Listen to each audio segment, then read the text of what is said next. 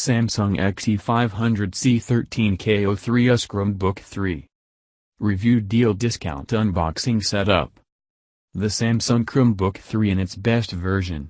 With 4 GB of RAM and with a 32 GB SSD for storage is a fine Chromebook. But, prices vary wildly, from $150 and up. So check prices carefully. Having 4 GB of RAM and 32 GB of storage makes a big difference in performance compared with the Chromebook standard of 2 GB of RAM and 16 GB of storage. This is a Chromebook that goes beyond being a cheap laptop for students to being a high-quality device for professionals who are traveling and who will benefit from its very light 2.5-pound weight and its 9 hours of battery life. The keyboard is firm and crisp. The trackpad is smooth and precise and documents look sharp on the screen. Some folks bring a $1,000 Apple laptop to a conference for taking notes. The Samsung will work equally well for taking notes and sending email at a fraction of the Apple price. Pros. While sitting on a recliner, the machine works great ergonomically. Features a fully featured version of Chrome and Google Apps, not the dumbed-down, functional but annoying Android versions.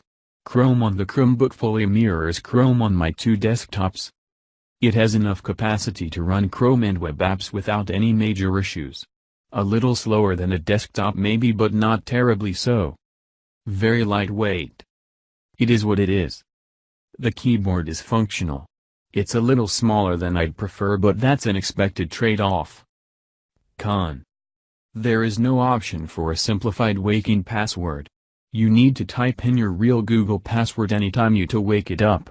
Mine is quite involved, so it's involved every time. You can set it so your phone unlocks when nearby, but that doesn't always work. With a lot of futzing, you can get your cell phone to sort of unlock it. Sometimes. Though maybe it's my iffy iPhone. Tips. Once the updates downloaded and I rebooted the machine, it was fully functional.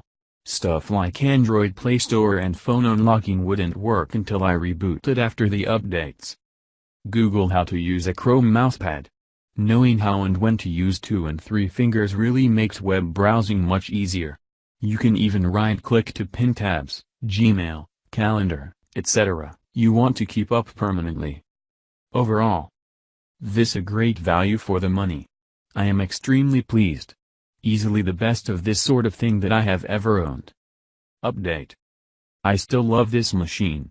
And now it's even $30 cheaper than when I bought it. Yesterday I installed the Linux version of Blender for a night class. It took some hacking skills, but eventually I got it running. Though once installed, it wasn't the best experience. I had to reboot a few times, but it was much better than I expected. I'll use my real computer for all my blending outside of class. But Blender running pretty good on a $200 machine. Special discount on product. Get the discount link in the description box.